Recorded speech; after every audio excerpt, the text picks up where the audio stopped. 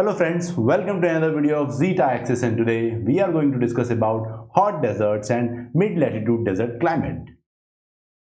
Now, GC Leon has divided the climate of the world in different climate systems, and today we are going to discuss the hot desert climate systems, which we can see over here in this region as well as this whole Western Asia, and then when we go we can see it in this Western America, and then in these regions over here in South America as well as in Western Australia. So we can see that all these deserts are seen on the western side of the continent. Now, GC Leon has not specifically mentioned the climate classification system he has used, so we will be comparing it with Köppen climate classification system. This is the most worldwide accepted climate classification system, and it is important to understand that there is some difference between them. Here we can see the Köppen climate system, and if we put both of them side by side, we have marked the hot deserts in same color, but we can see that the extent is almost the same, but there is little bit of difference. So do keep it in mind, and let's start with what is a desert. So deserts are the regions where the rainfall is very less. Here we have a savanna climate system which we discussed in the previous video, and we have kept the values equal for each of these three charts.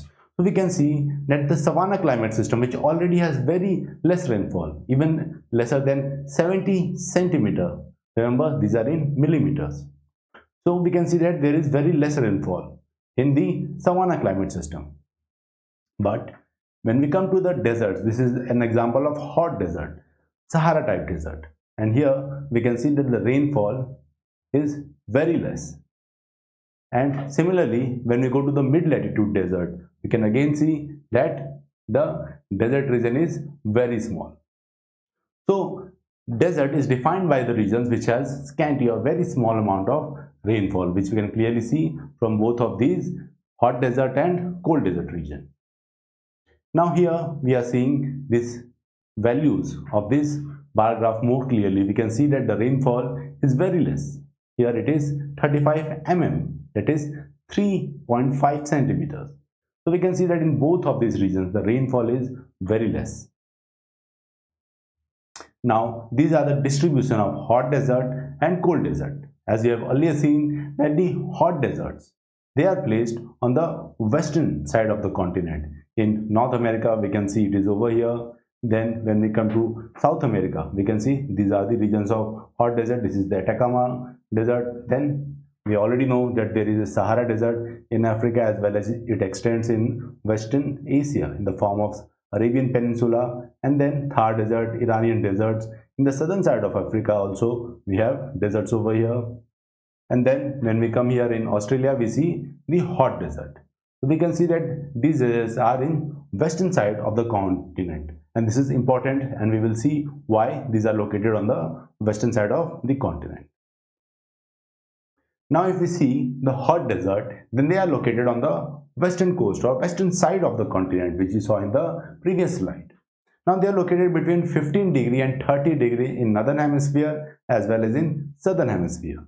So here we have this 15 to 30 degree channel. We can clearly see this is the Tropic of Cancer which is passing over here, and it is 23.5 degree. So around this Tropic of Cancer we see that there is this desert region in the northern hemisphere, as well as there is this Tropic of Capricorn which is again 23.5 degree, and again we can see that in the band around this Tropic of Capricorn we will get our deserts. Sahara desert is the largest desert. We already know this desert is bigger than the whole USA. Great Australian desert, which is this desert, is the second largest desert. And then we have Atacama desert located in Southern America over here, which you can see in the background, and it is the driest desert in the whole world. The rainfall it has is less than around 1.5 centimeter. So it is the driest region in the whole world. Now these are the hot deserts. We can see their name. In the North America we have Great Basin, we have Mojave, we have Sonoran desert. Then when we come to Southern America we have Atacama desert, and this is an extension of this, which is Sechura desert. Then in Africa we have Namib and Kalahari desert in the southern Africa, and in the northern side we have Sahara. Then when we come to the Asia, we have Arabian Peninsula. This whole region is Arabian Peninsula. Then we have Iranian deserts, we have Thar Desert. And then we have West Australian Desert. So these are the hot deserts. Now let's see the cold deserts. The cold deserts are marked by this yellow, and we can see they are caused by continentality, that is distance from the sea. So if we see these regions, then we can clearly see that this region as well as this region, they are located very far from the ocean. So these are the ocean regions and the distance is very high. In between them there are a lot of mountains. So these mountains, they block the air flow, and therefore the monsoon carrying winds or the moisture carrying winds, they are not able to reach those regions. Therefore we have drier regions in this part. That is what is called continentality. It is located at large distance from the sea. They are located in regions surrounded by mountains or on high plateau. So we know that here we have Tibetan plateau. Here also we have mountains. So because of this, the access of winds is blocked to these regions, creating a very arid or very dry region. Patagonia Desert, which is this desert, is located in rain shadow region of Andes. So we already know that on the western coast of South America, along the whole of South America, we have Andes mountains. And these are the regions of westerly winds.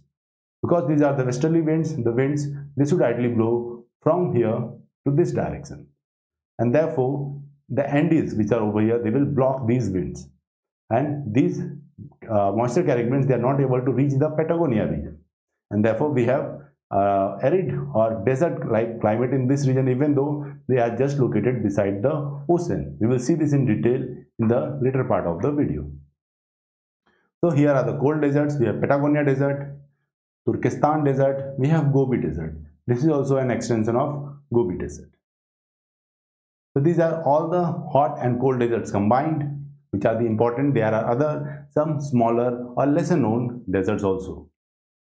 Now let's see what are the factors causing hot desert. So first we will focus on the hot desert. Now here we can see that these are the hot deserts. This region you see in slightly lighted color, these are the regions of hot desert. And here if you see, the winds are blowing offshore. This is the high pressure region. So the Hadley cycle descends over this region, and then the winds will blow in the equatorwards. And because there is land, they are not carrying sufficient moisture. Therefore, these airs which are passing through these regions, they are not having sufficient moisture. Therefore, they will not give rainfall. Even here, you can see that these are the western coast of these continents, while the winds are easterly trade winds. So, because they are originating from here, there is a very large land mass between these regions. So, all the moisture is given over here. Moreover, there are Andes mountains. So, the air which reaches in these regions, it do not carry a lot of moisture. Even here we can see that the wind descends over this region. This is the high pressure belt region. So the air is descending, the Hadley cell descends over here. The descending air is adiabatically heated, so it will not be able to give rainfall to this region, and then the wind will move in the eastward direction towards the equator. And that is why these regions does not get rainfall. The westerlies, they are not able to reach these regions. You can see that most of the regions are outside the reach of these westerlies in both the hemisphere. Now, here we are seeing a very idealized condition of flow of these winds with their high pressure and low pressure region. But we know that in real environment, in the real system, they are not very uniform. They are bent at one place and they are bent at other place. So here you can see that there are different bendings. They are not actually mapped to the real zones of this, but it is to give you an example that because of these bendings, the high pressure will descend over the Sahara Desert and the air will flow from the Sahara Desert towards the equator. Therefore, this region is not able to get rainfall because the descending air is already adiabatically heated, and then there is no major water body source in this region where the air could get the moisture. Similarly, over here, the air is also descending on the desert, and then the air is moving towards the equator. Therefore, there is no rainfall in this region. Now, there is another important region, that is subtropical high pressure region. We have already seen that This is our Hadley cell and this is the low pressure region on the equator. But there is also a high pressure region where this Hadley cell descends. Now, because of these two cells, they descend over here. This creates a high pressure region. Now, this air which is descending, it will get adiabatically heated. We have discussed the process of adiabatically heating in our video on adiabatic heating. So here we will only take a very brief overview of what is adiabatic heating. So we know that there is this correlation between pressure and temperature. Pressure is directly proportional to temperature. If pressure increases, temperature will increase. If pressure decreases, temperature will also decrease. Now what happens when the air descends? Here the air is descending from the mountain. Similar law will apply when the air is descending in the Hadley cell. So what happens here? The pressure is lower and here the pressure is higher. We can see this is the pressure line. The pressure is lower at the height and pressure is higher on the ground. So when this air it moves from this location towards this location, it is actually moving from a low pressure region towards the high pressure region. Thus the temperature is moving from this point to this point. So we have a higher temperature on the ground level. Therefore, the air is adiabatically heated. Now, why does it matter when it is adiabatically heated? So, we have seen this that the air needs to be saturated to give rainfall. This is the saturation line and this is the temperature and here is the ratio. That is amount of moisture required in the air. So, if we take a point, this, then for this air to give rainfall, if it had this much moisture at this temperature, there are only two conditions in which it could give rainfall. Either the amount of moisture in the air increases to reach this curve, only the air which reaches this curve, it will give rainfall, or we can reduce the temperature.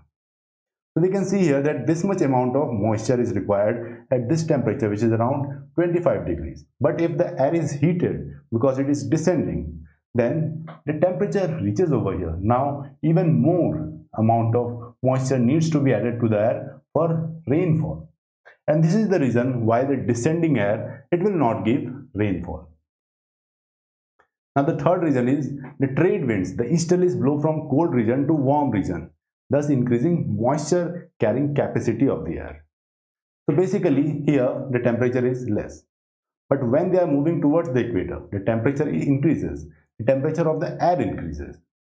Now we have seen when the temperature of the air increases, we require more amount of moisture to cause the rainfall, or the humidity carrying capacity of the air increases.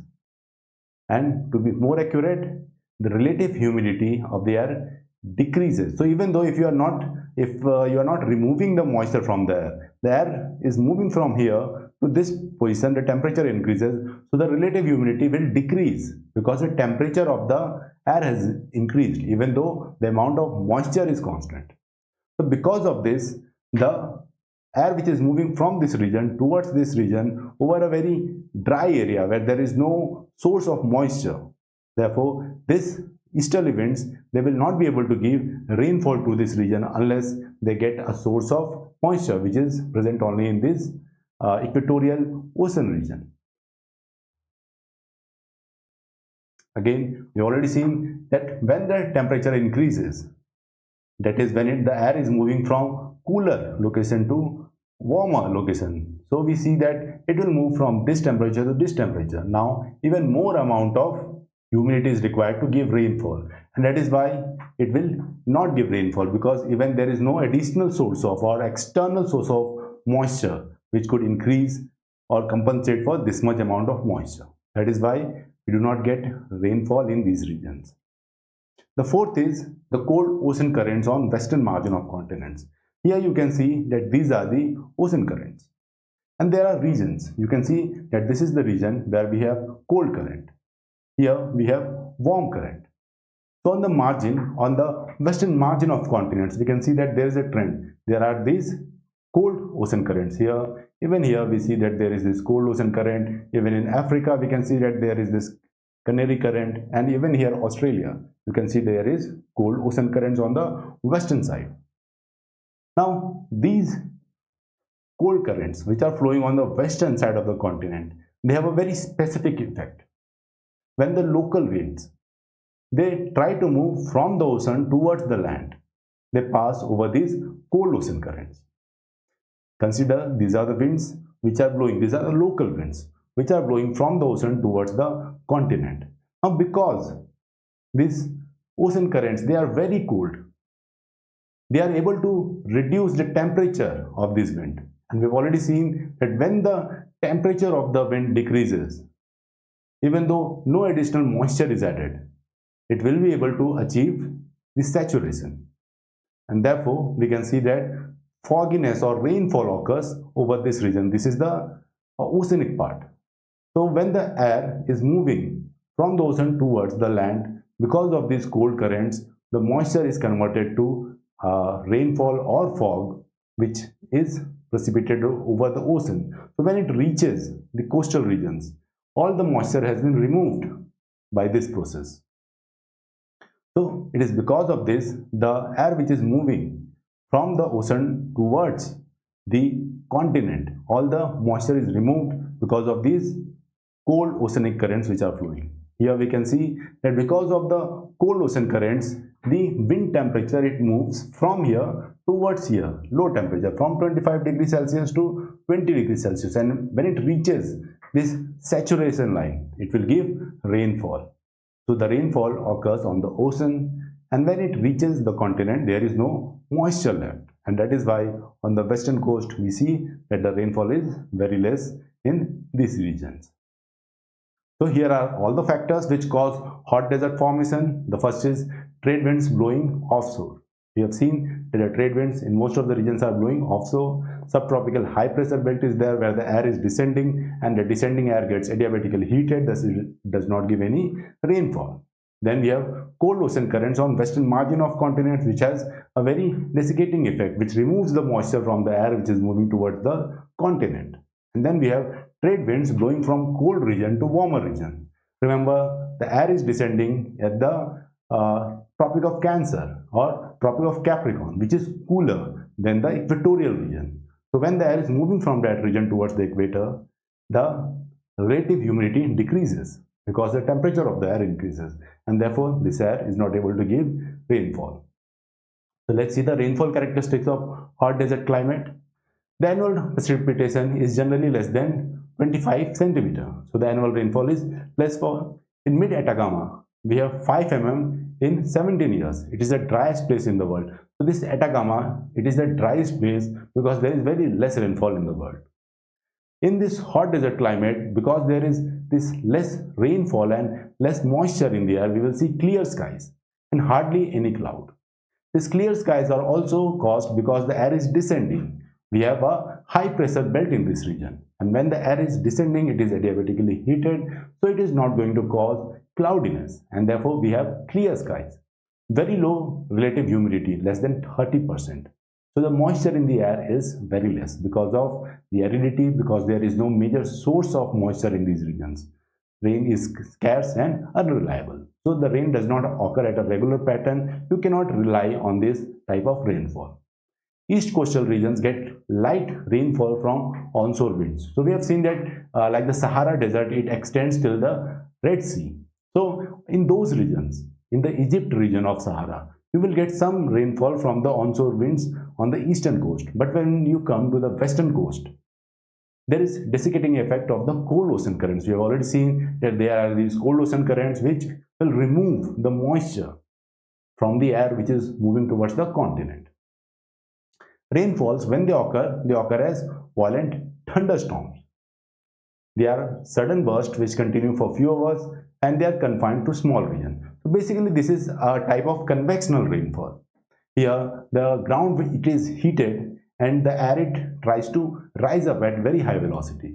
Now even though this kind of air which has very less humidity, as less as 30%, it is rising high, and as the air rises up, its temperature decreases, and as the temperature decreases, you will see that it will reach the 100% saturation region to give rainfall.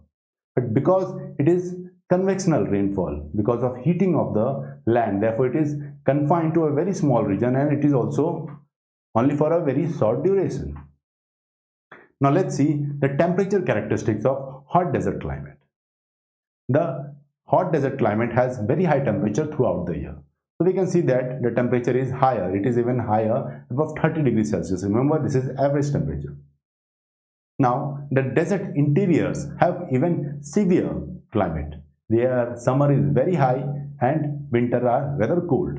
Here we have an example of a coastal city.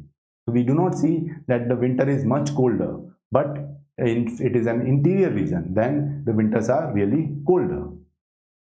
Now, the annual range of temperature is 24 degrees Celsius. That is, difference in months is maximum average temperature and minimum average temperature. Now, because there is vast difference between summer temperatures and winter temperatures, this range is also very high. Here, because this is a coastal city, we cannot see that the difference is very high. It is only like somewhere from, I guess, 33 to 23, so it is around 10 degrees Celsius. But in the interior regions, this range could go as up as 24 degrees Celsius. Diurnal range of temperature is also very high. The diurnal range means the difference between maximum temperature of a day and minimum temperature of the same day. Now here, during the day, there are cloudless sky and sun is overhead in the summer season. So there is intense heating of the land. There is cloudless sky because the air is descending, it is getting adiabatically heated, so it is not going to form clouds. Therefore, the sky is cloudless. Therefore, there is intense heating of the land because the sun rays are directly reaching the earth. Now, nights are also cloudless and the heat which is absorbed by the earth is rapidly released back to the atmosphere. Therefore, the temperature falls very quickly. Temperature drops very quickly because there is this radiation loss in the cloudless sky. And therefore, the diurnal range of 20 to 25 degrees Celsius is common. Frost can also occur in winter nights. So even it is a hot desert, frosts are also occurring in the winters. Now here we can see the reason for high temperature. Here if we see, this is a cloudless sky and these clouds, they are reflecting the sunlight. So part of the sunlight which is received by the earth, it is reflected directly back. They do not reach the earth. But because these desert regions, they are cloudless. So the sun rays, they directly reach the earth. There is no removing of radiation by these clouds or reflection of the radiation back to the sun. So all the radiation reaches the earth. And that is why it gets heated. The heat radiation is absorbed by the earth and therefore we have higher heat. Again, there is high insolation. In summer, sun is over Tropic of Cancer. So we can see over here this line which indicates the position of sun or the region of earth which is directly facing the sun. So we can see that this is the region where the deserts are there. So here the sun is directly overhead in the summer and the amount of insolation or sun rays which are reaching the earth is also very high. Because if it is slanted like in the polar region, then the intensity of the sunlight decreases. Then dry air and rapid evaporation. So in the desert region, the air is very dry because there is no major source of moisture in this region. There is no large water body. Now because of this dry air, what happens that the sunlight, it reaches the earth. Here we can see a graph and this is our water vapor over here. And this is the part of incoming solar radiation. And you can see that a large part of this incoming solar radiation is absorbed by water vapor in the atmosphere. But because the deserts, they have dry air, they do not have moisture in the air. So all the sunlight, it reaches back to earth. It reaches directly to earth, heating the earth. So this is one of the reasons. Second, there is rapid evaporation. So because of this rapid evaporation in the region, water is not able to accumulate. So the rate of evaporation is higher compared to what the rain could accumulate the water. And therefore, we see that no large lakes can be formed because in each summer, it will be evaporated back. And that is why we do not have permanent lakes or even large water bodies in these regions. Now, plants also reduce transpiration. So because of this high heat, the plants also reduce the transpiration which releases moisture in the air and which can also help in creating rainfall or blocking the sun rays. But because of this dryness in the air, we see that all these effects are there and that is why the sunlight are able to reach the earth, heat the earth and therefore the temperature is higher. So here are all the regions: clear and cloudless sky because the air is descending, the head cells descend over here. Intense insolation in the summer, the sun is directly overhead, so the intensity of the sunlight is higher. Dry air, because of the dry air there is no moisture, even the transpiration from the plant is reduced. So because of this lack of moisture and clouds, the sunlight directly reaches the earth, heating the earth. Rapid rate of evaporation does not allow accumulation of water, does not allow any large water body source in the region. Now let's see what are the factors causing mid-latitude desert formations. So right now we have discussed the hot desert regions. Now we are seeing the mid-latitude deserts. So the main reason is distance from sea.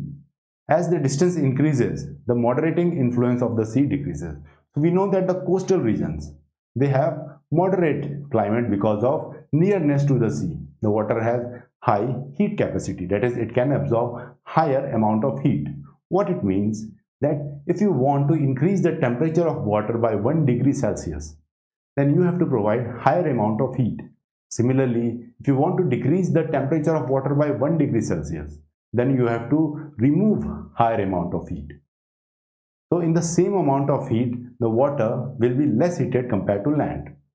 And that is why the sea has a very moderating effect on the climate of the coastal regions. But because of the distance, we can see that this region and this region, they both have very high distance from the seas, and therefore they have no rainfall, or there is no moderating of the effect. Even because of the distance, the air which is moving from this place towards this region, they will also lose all the moisture in the way, and when they reach here, there will be no moisture left to cause rainfall. Then the next region is intermountain plateau. So because of some of the deserts, they are surrounded by mountains, and these mountains, they block the moisture carrying winds. Patagonia desert is a very good example of that. It is located just beside the ocean, but because this region is the region where we have westerlies. Westerlies are winds which will come from this side. It comes from this region, but because of these westerlies which are blocked by the Andes mountain, the moisture is not able to reach the Patagonia region, and therefore we see that there is very less rainfall in this region. Now let's see the rainfall characteristics of mid-latitude desert. Again, they are similar to hot deserts. There is very less rainfall. Aridity is the key feature, that is dryness. Occasional rainfalls do occur in these regions, like in winter. Depressions, that is low pressure regions, they penetrate the Asiatic landmass. So sometimes a low pressure region would penetrate the mountains, and it will bring the regions from the air from the surrounding which will have some moisture, and that moisture might give rainfall. Then in summer there is convectional rainfall, that is, the land could be heated so much that the air rises up, and when it rises up, it will cool down and cause rainfall. So it is because of these two regions there could be some rainfall in this region, but the rainfall is very less, and it is again confined to smaller regions. If you see the temperature characteristics of mid-latitude desert, then summers are very hot. Even though they are in mid-latitude region, the summers are very hot and winters are very cold. There are at least 2 months below freezing point. So we see that there we have 0 degrees Celsius, and we can see that there are some months which are below 0 degrees Celsius. So the winter is really harsh compared to the hot desert here. The annual temperature range is 30 degrees Celsius, and this is again greater than the hot desert. So basically the difference between the maximum average temperature of a month and minimum average temperature of the month is around 30 degrees Celsius, which we can clearly see over here. In the hot desert, we had the annual range from 20 to 24, but here it is 30 degrees Celsius, which is very big difference between the summer average temperature and winter average temperature. Continentality causes extreme temperatures. We have seen that because it is very far away from the oceans, there is this continentality effect, because the oceans cause moderating effect when the land is closer to them. As you go away, the moderating effect decreases. Winters are very severe. Lakes can freeze, rivers can freeze, and strong cold winds, they flow in this region. Even when the summer comes, the melting ice can again cause flood in the region. Now here we have this 3D view of Patagonia desert. This region that you see, this is the Patagonia desert, and these are the Andes mountains. Now, this region is located in westerlies. We can see that the air will move from this direction. But because of this Andes, these moisture carrying winds, they are blocked over here. And that is why we have no rainfall in this region. And that is why this region here is a desert.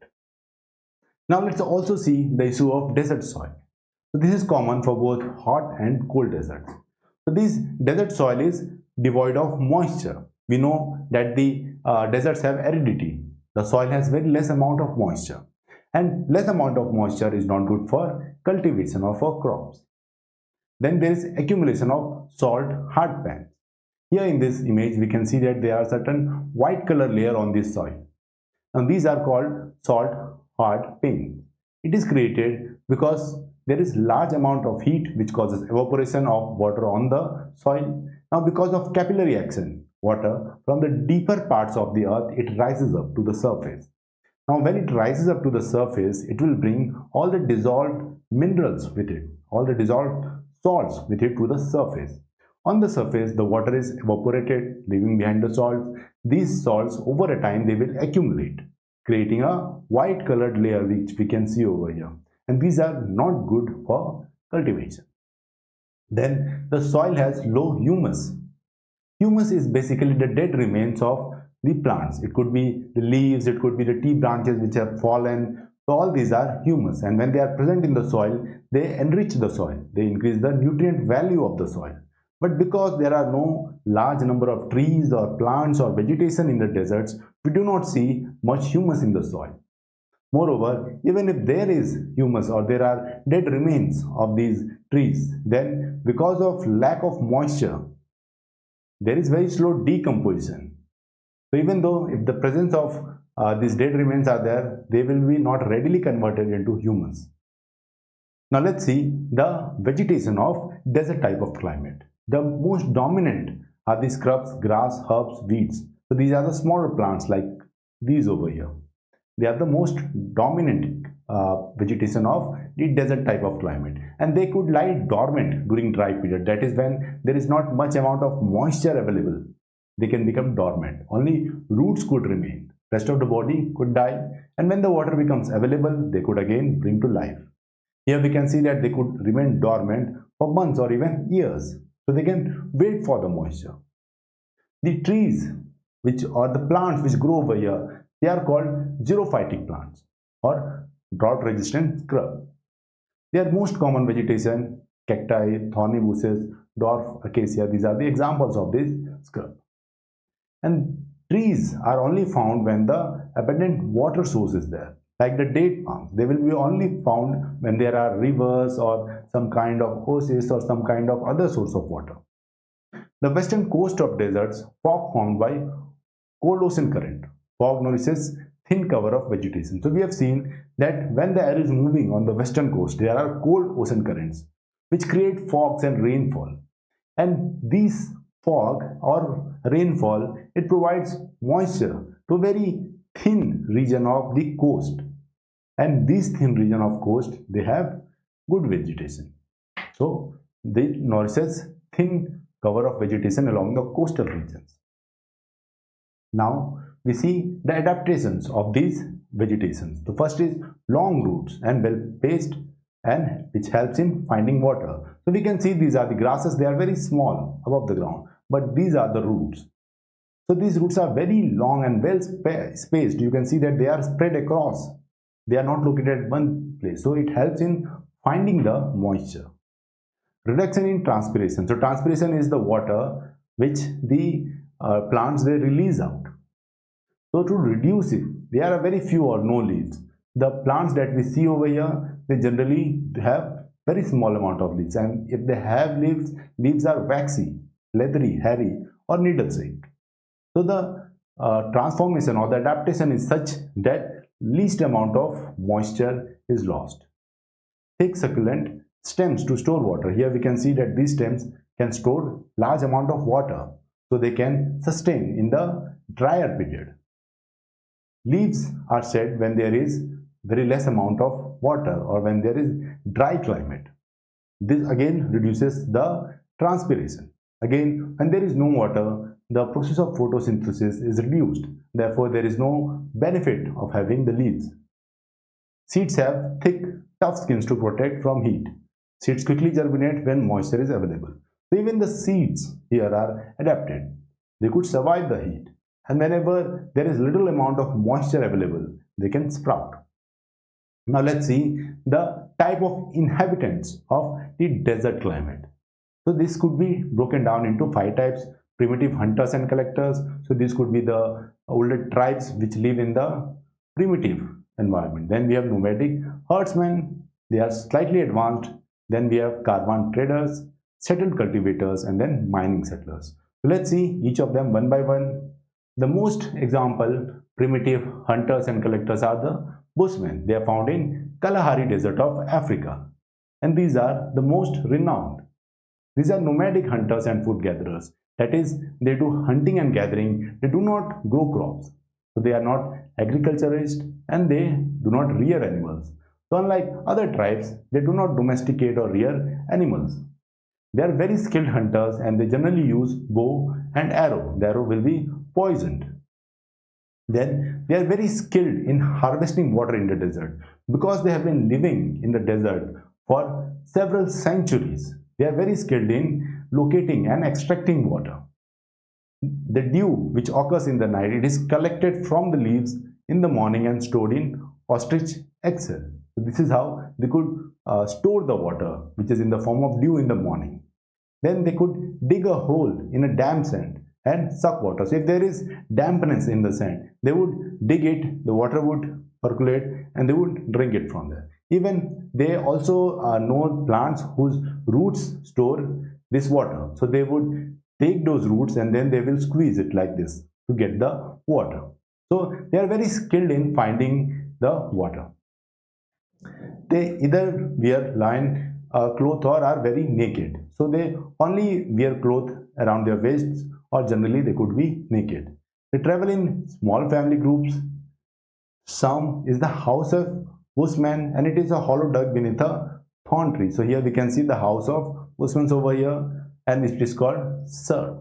At night they use fire to keep themselves warm. Now the next tribe is Bindibu or Aborigines of Australia. So they live in the central Australia. They also use wooden spears and boomerangs. This is also primitive tribe which believes in primitive hunting and gathering. They do domesticate wild dogs which are called dingo, which helps them tracking kangaroos, rabbits and birds.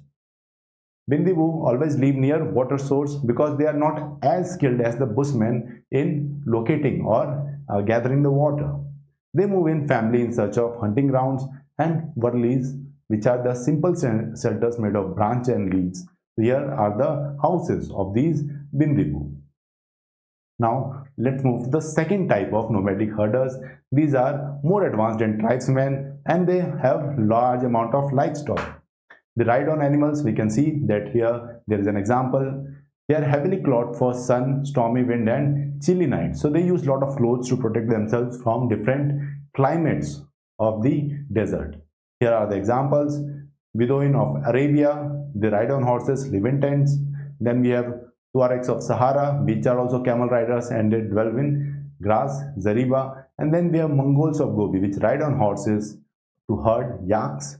So the Mongols, they herd yaks and they live in yurts. It is a portable tent. This is an example of an Mongolian hut. So this is very portable. They can take it with them and then they can put it at the next place. And these are very comfortable.